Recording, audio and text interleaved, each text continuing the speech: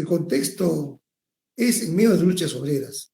Era un auge en el movimiento obrero que venía conquistando, que venía logrando conquistas importantes desde 1905.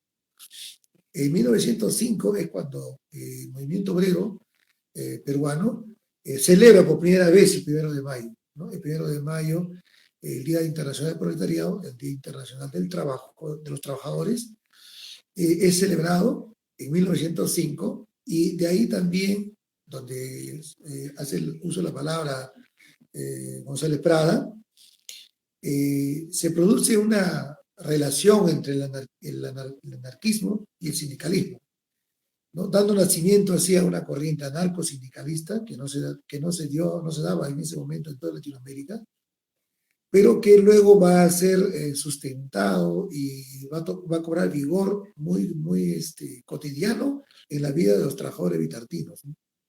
Es toda una vanguardia de trabajadores bitartinos que van a ser influenciados por el anarquismo y que van a constituir el anarcosindicalismo como una primera corriente que va a tener una revista, ¿no? El periódico Protesta, la Protesta, que se distribuía mucho entre los trabajadores de esta zona.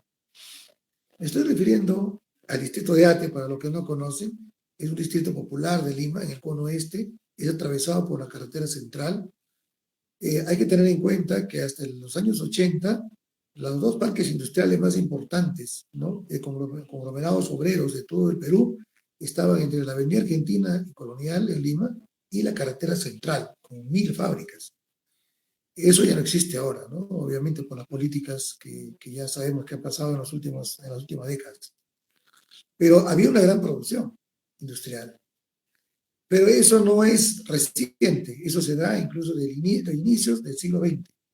Entonces, en ese contexto es el que se le empiezan a dar las condiciones para que surja el Partido Socialista. En ese contexto también se dan conquistas, una primera en 1913, ya conducidas también en gran parte por los anarcosindicalistas, pero en el Callao. Se conquistan las 8 horas, pero solo a nivel de la provincia del Callao. Luego van a seguir otras luchas, donde empieza a aparecer con más protagonismo el movimiento obrero de Bitarte, bitartino. Bitarte es el centro, para los que no conocen, el centro histórico del distrito de Ate, la parte obrera del distrito de Ate Bitarte, que también es muy antiguo. Ate es un distrito muy antiguo, fundado por el propio San Martín en 1821, uno de los primeros distritos que se fundó en el Perú. Y tiene al centro una zona que se constituyó con el surgimiento de la industria, de la zona industrial, que es Bitarte, un sitio histórico. En esa época bastante criollo, hasta los años 60. En ese sentido, quería yo remarcar un poco la figura, ¿no? Porque yo nací y crecí allí. Y logré conocer, y es la parte que quisiera luego del otro dato que vamos a conversar, transmitirles a ustedes, ¿no? Conocí a muchos obreros, hijos de obreros y nietos de obreros que habían trabajado, incluso conocí todavía obreros que habían luchado al lado de Mariátegui. Cuando yo tenía 17 años, yo ya estaba militando en un partido, antes entrábamos así, ¿no? En secundaria ya estábamos entrando a los círculos de los partidos políticos. Yo a los 17 ya era un militante de vanguardia revolucionaria y era un militante de un núcleo de bitartinos, de jóvenes de Bitarte, y que conversábamos con los abuelos de 70, 75 años, que obviamente estaban lúcidos todavía, que habían trabajado con y habían conocido a Mariátegui y a los dirigentes obreros. Se resaltó, incluso logré conversar con el compañero Julio Portocarrero, uno de los que funda el partido al lado de Mariátegui, uno de los obreros que funda el partido con Mariátegui, y incluso me enseñaron una de las calles, uno de los pasajes del barrio obrero donde se reunían los socialistas de aquella época. También está ahí presente la Universidad Popular González Prada, ahí está el local hasta ahora. Tristemente ese local ha sido vendido ahora para una congregación evangélica, pero ahí originalmente funcionó la Universidad Popular Manuel González Prada, donde Mariátegui dictaba sus clases entre 1923 hasta 1925. En ese contexto es que queremos entender entonces cómo se funda el partido. Imaginémonos el Perú en 1928. Imaginémonos un distrito popular como Ate, con su centro histórico, Bitarte, una zona histórica desde la época prehispánica, durante la época colonial y durante la época republicana. Tiene tres grandes etapas la historia de ese distrito, pero está íntimamente ligado a una serie de grandes luchas del pueblo peruano y sobre todo del sindicalismo clasista. En ese sentido, podemos recoger entonces la parte más humana de los socialistas que fundaron el partido. Si bien es cierto, en la mañana yo escuchaba, ayer también, algunas declaraciones de algunos compañeros de partidos de izquierda y decían, sí, el partido fundado por intelectuales, ¿no? Peruanos, revolucionarios, socialistas. Eso no es cierto. Habían intelectuales, claro, y Mariátegui era el más lúcido, pero él mismo era un autodidacta. Los que fundaron el partido, entre los 9 que estaban, uno de ellos Mariátegui, había un periodista que era el secretario de José Carlos Mariátegui, ¿no? Martínez de la Torre, pero también había un artesano, había un contador, había un comerciante y 3 obreros bitartinos, 3 dirigentes obreros, 3 cuadros obreros. Uno de ellos, Julio Portocarrero, y 2 negros, incluso obreros negros, ¿no? Eso es la manera en que se fundó el partido. Habían intelectuales y habían otros núcleos en todo el Perú, pero era el Grupo de Lima que llega a constituir y a fundar el partido y a hacer un programa durante 3 reuniones. La segunda es donde se declara fundado el partido, donde sustenta Mariátegui el programa también del partido, ¿no?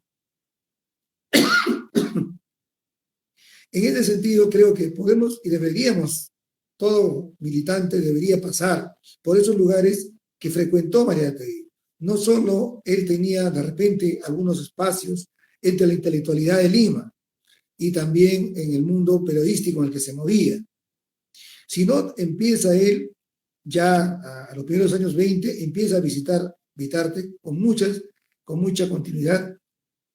Y he sido testigo de muchos testimonios que pudimos recoger cuando éramos muy jóvenes de los viejos obreros bitartinos, ¿no? Jubilados de Cubisa. Ahí hasta ahora está el local de Cubisa, donde estaban los obreros, hasta ahora está, es como un pequeño museo, uno lo puede visitar.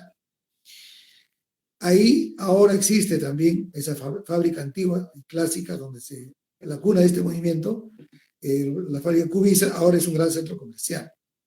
Pero al lado están diversas instalaciones donde sucedió toda esta parte de la historia y la municipalidad de Teate pudo conservarlo y tiene una parte histórica donde se ha declarado patrimonio y no se trata de tocar incluso a la vivienda de los obreros como fue en los inicios del siglo XX.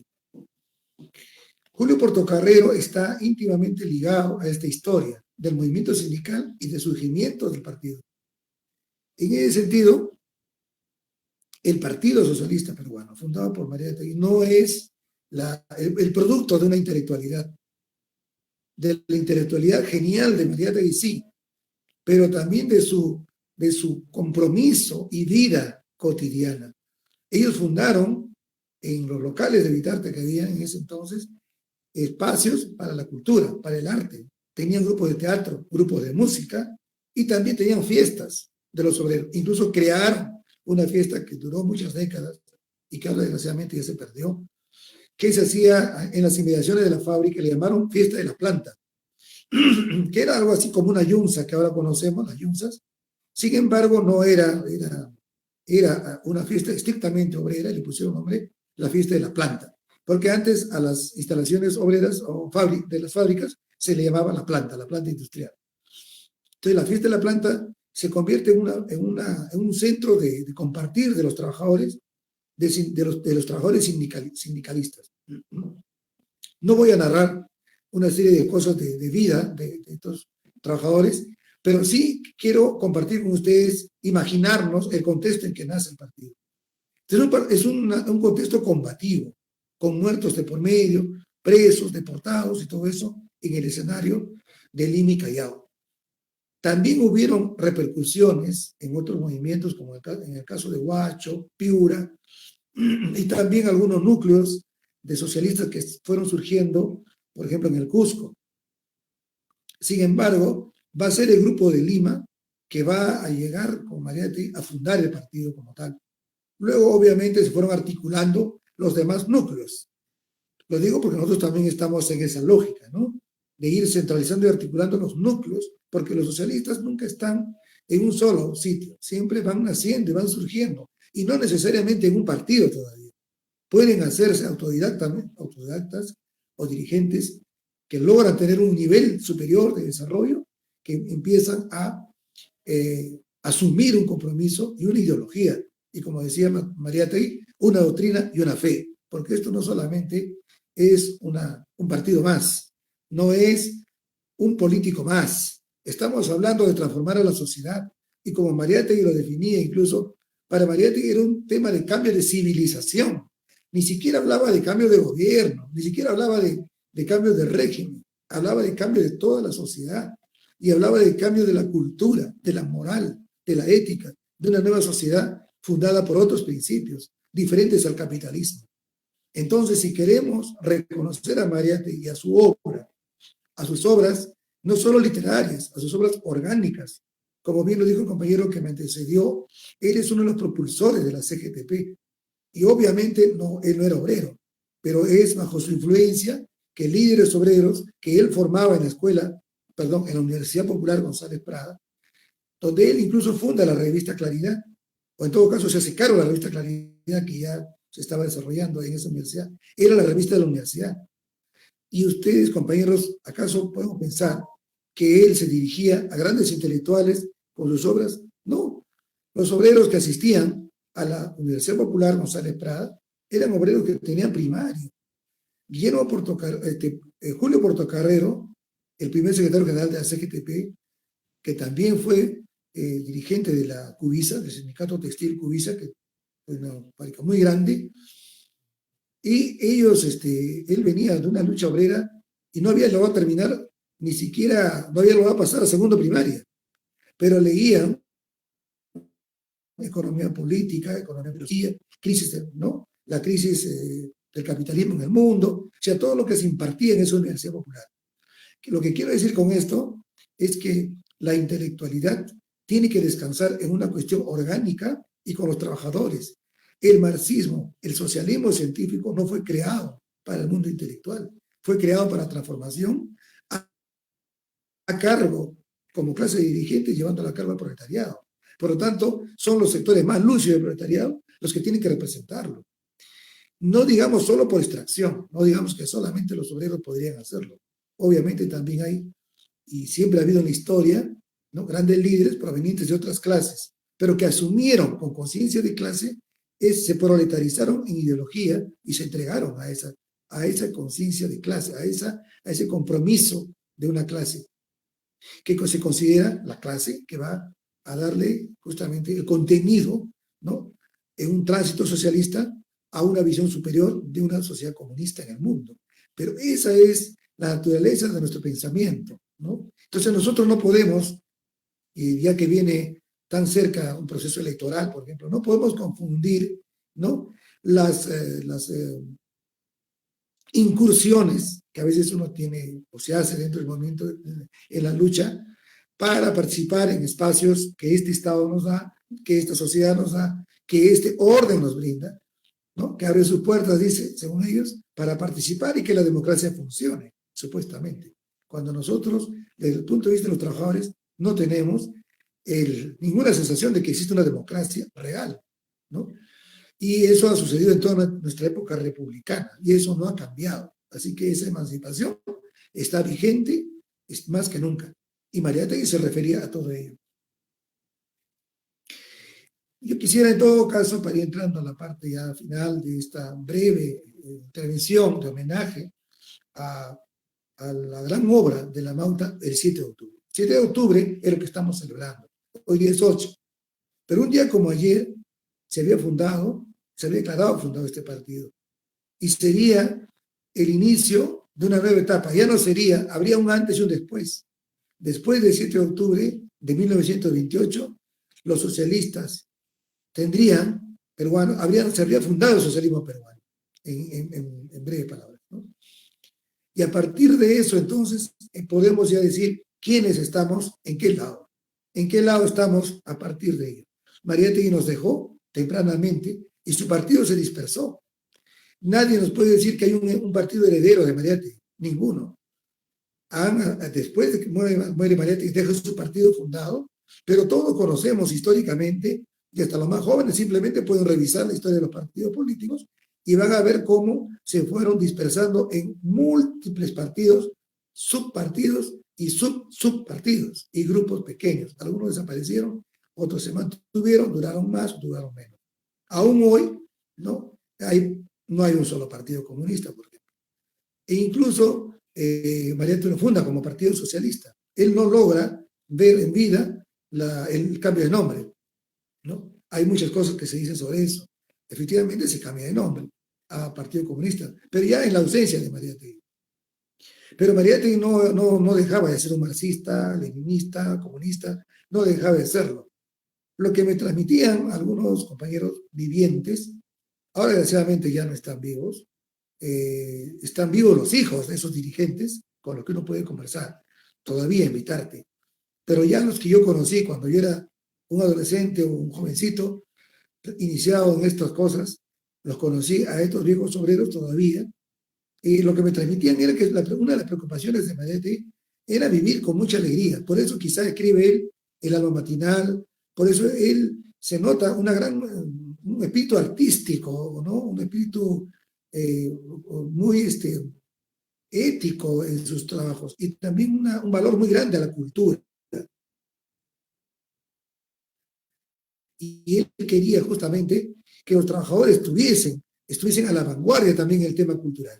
Y él quería que todos estuviéramos siempre con lo último de la ciencia, con lo último de los descubrimientos. Si él estaría vivo, seguramente estaría estudiando lo último de la ciencia, lo último que se está produciendo en el conocimiento humano. Estaría interesado en conocer eso. Eso era, o sea, el socialista, el comunista peruano no tendría que ser una persona marginal en conocimiento. Por ahí empezaba la liberación. La liberación empezaba por declararse justamente parte ya de una sociedad nueva. Cuando se funda el partido, deberíamos de pensar en que se da la oportunidad ya de vivir libremente, por lo menos en el plano ideológico, no seguir dominados en el plano ideológico y político. En ese plano debemos actuar con libertad. Porque algo que nos enseñó Mariátegui siempre, incluso en sus discrepancias con el movimiento comunista en el mundo en aquel entonces, fue su tremendo espíritu creativo. Nunca estaba él en camisa de fuerza, por más convencido que él estaba del marxismo y del leninismo, por más convencido que él estuviese de eso, jamás él se limitó, ¿no?, a tener dictados. Quería crear, sabía que cada realidad tenía que crear sus estrategias, tenía que crear su interpretación. No es lo mismo hacer la revolución en Colombia, en Bolivia, o en Perú, o Chile, ¿no es cierto?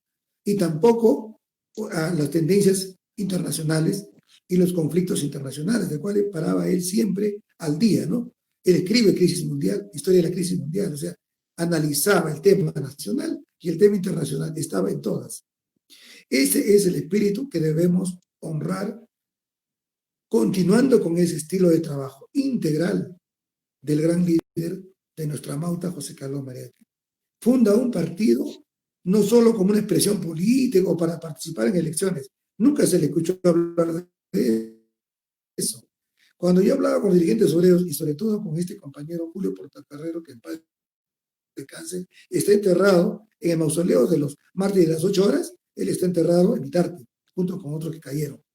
Está enterrado. Cualquiera que quiera conocerlos pueden ir al mausoleo de Mitarte en el cementerio antiguo, en el cementerio del sindicato Cubisa, del sindicato obrero. Compañero, compañero Julio Portocarrero, por favor. Ya, justamente nos deja ese mensaje, ¿no? Decía que él trataba de luchar por la legalidad. O sea, estaba muy empeñado en que lo que se desarrollara en este país tan represivo, tan conservador, con tanta herencia colonial viva, que incluso hasta ahora en el pleno siglo XXI vemos todavía enraizado en nuestra sociedad. Él sabía que aquí había que luchar mucho también por mantener espacios legales. Si bien es cierto, nuestras ideas para la sociedad son subversivas, pero nuestra organización, la del Frente Único y la del partido, deben tener los espacios más abiertos y hay que conquistar la legalidad porque se conquista con derechos.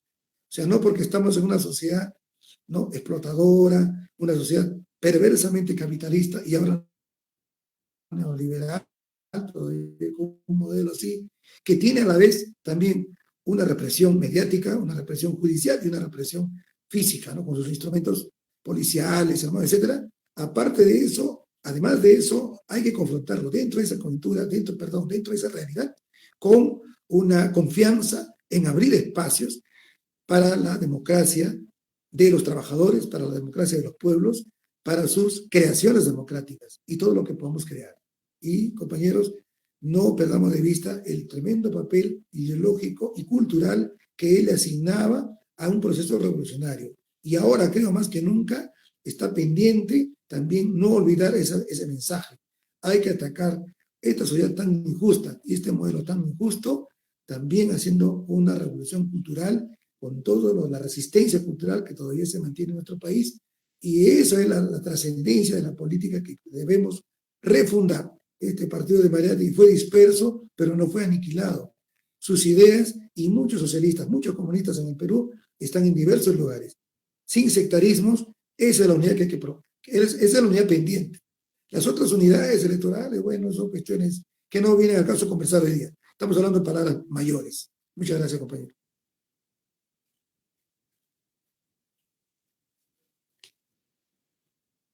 Muy bien, muchas gracias, compañero David Porras. Bien, hemos escuchado aquí algunos alcances sobre el contexto histórico en el que se fundó el Partido Socialista de Mariátegui. Nos ha hablado aquí también el compañero acerca de los 9, de los 9 integrantes que justamente junto con Mariátegui pues fundaron este partido.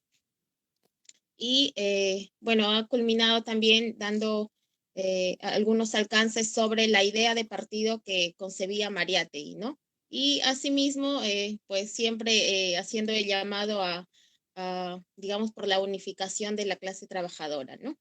Bien, ahora vamos a escuchar al compañero Dante Castro. Por favor, compañero, tiene usted 20 minutos.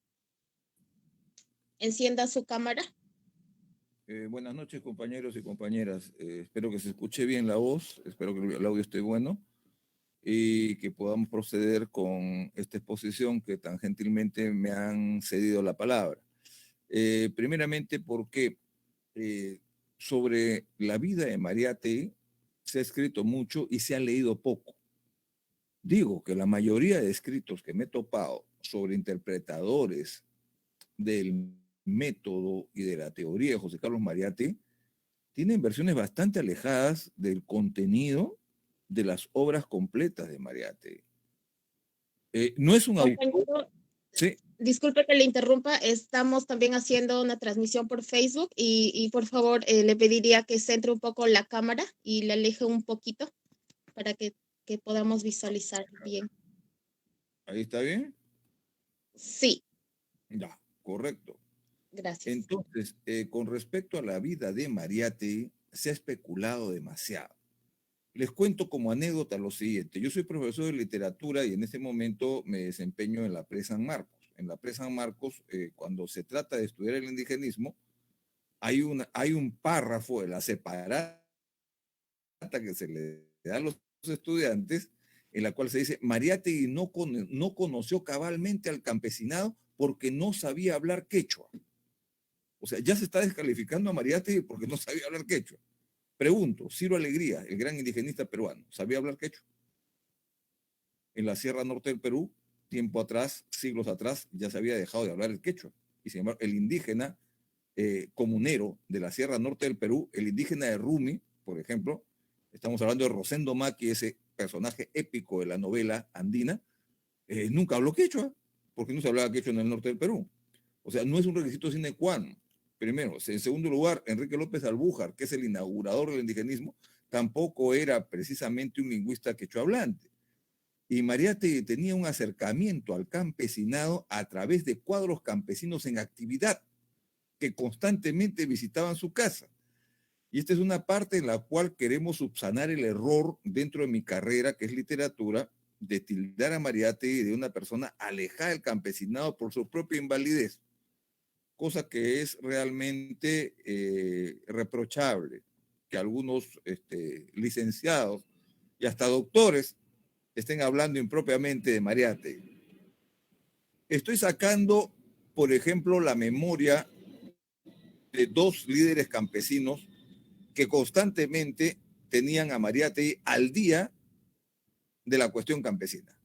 Juan H. Pérez, uno, en cuya casa se cambió el nombre oportunamente de Partido Socialista a Partido Comunista, a los 2 días de muerto Mariátegui. Y el otro es Ezequiel Urbiola, el gran cuadro campesino que conmocionó los Andes. El cuadro clandestino 100%, ¿no? Ezequiel Urbiola era el ser invisible, casi un fantasma para la represión, y que organizó clandestinamente la mayor cantidad de sindicatos campesinos existentes dentro de latifundios ganaderos de Puno, por ejemplo. Hoy en día ustedes pueden encontrar la historia de Ezequiel Urbiola gracias a una novela que ha hecho mi colega Feliciano Padilla Chalco. Feliciano Padilla es un gran novelista puneño que hizo caso a algo que reclamamos en un encuentro de escritores. ¿Cómo no se ha hecho la novela de Ezequiel Urbiola? Dijimos, ¿no?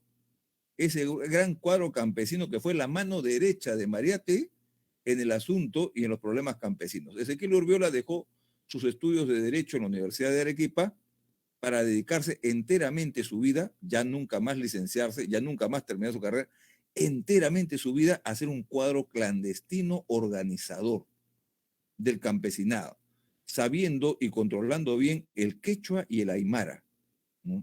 Fue exiliado en Chile, murió en Lima, dicen algunos, de una pulmonía, de una bronconeumonía, por la vida del cuadro político revolucionario no es precisamente un paraíso de comodidades, ¿no? Entonces, esos fueron los dos cuadros campesinos con los cuales contó Mariátegui.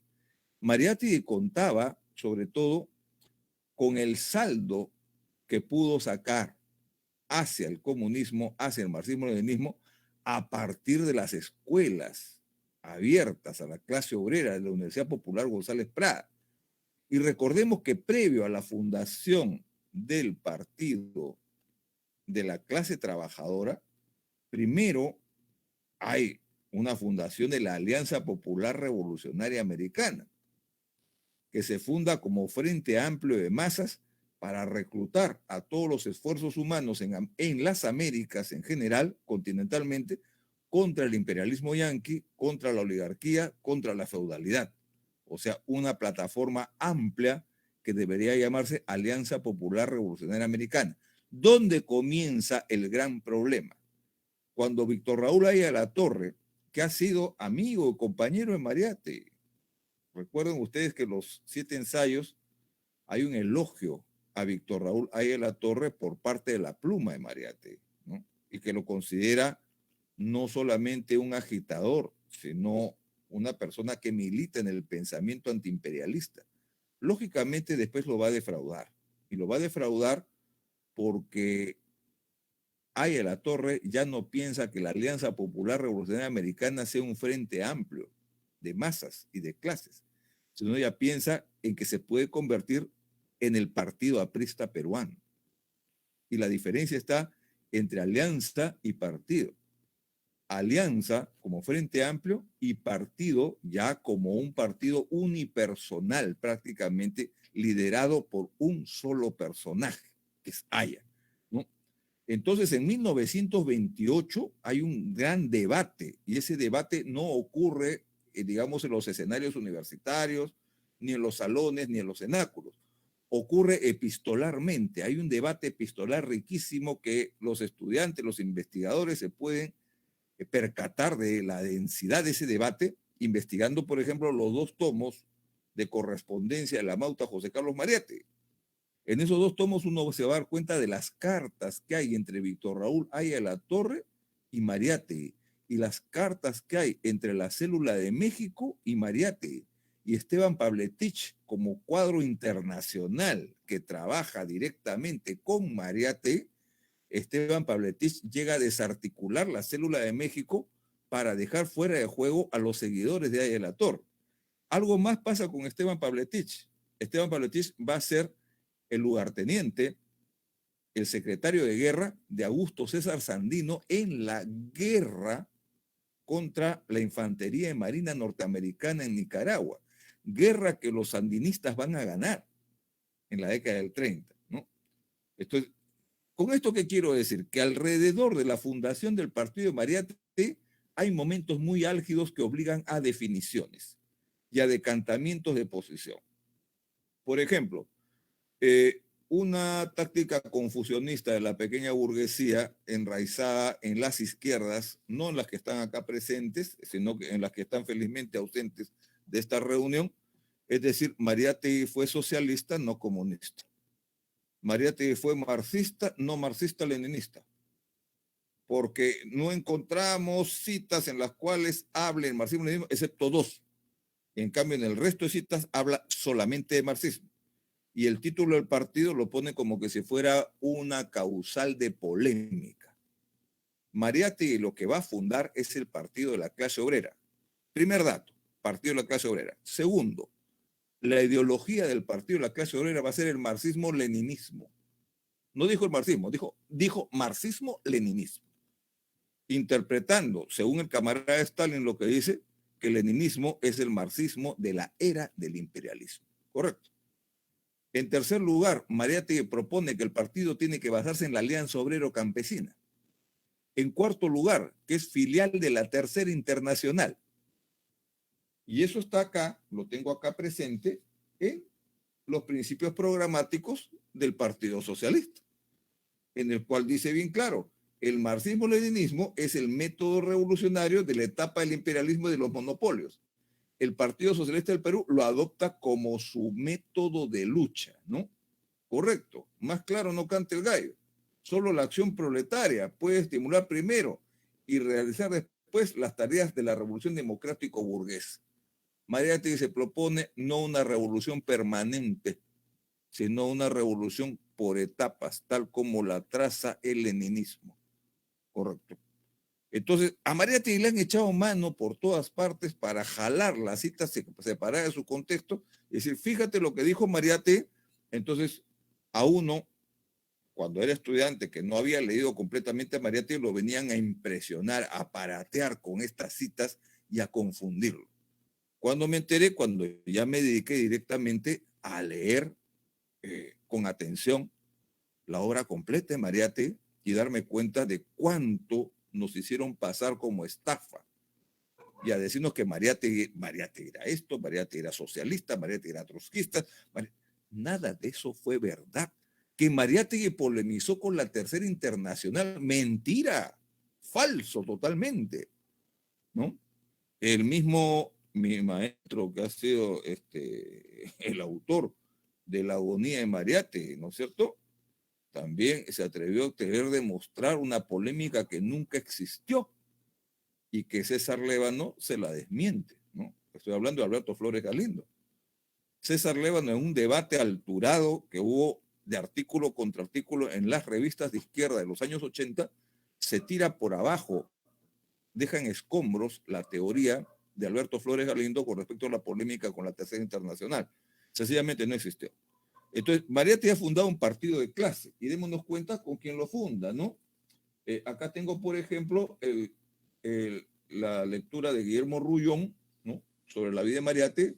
Dice, en la primera reunión que hubo para formar el partido en el Salto del Fraile, en Chorrillos, Mariátegui no pudo estar presente porque sus enfermedades se lo impedían. O sea, un gran problema de salud. Cuando Mariátegui funda en 1928 el partido, está padeciendo un grave problema de salud.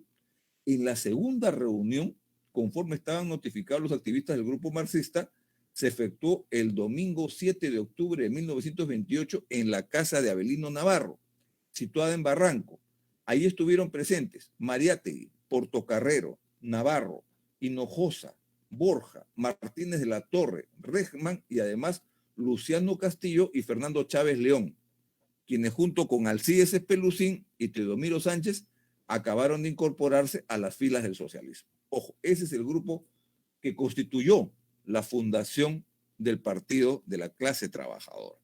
Por supuesto, en su mayoría estaban formados por trabajadores, ¿no? Incluso cuando se dice el intelectual Ricardo Martínez de la Torre, Ricardo Martínez de la Torre primero era, antes que intelectual, era empleado público. Y díganme ustedes si no, los empleados públicos no han constituido sindicatos. Por supuesto que han constituido sindicatos de empleados públicos y han luchado contra la patronal y han luchado también por reivindicaciones laborales. Entonces, no es precisamente un grupo de intelectuales, es un grupo de trabajadores, sobre todo algunos que tienen algún alcance intelectual. Mariátegui también, cuando se refiere a él, prefiere que nunca lo llamen intelectual. Mariátegui va a prescindir, ¿no?, del rótulo de intelectual. Y sobre todo, muchos escritos de Mariátegui despotrican contra los intelectuales por considerarlos frágiles frente a los debates y débiles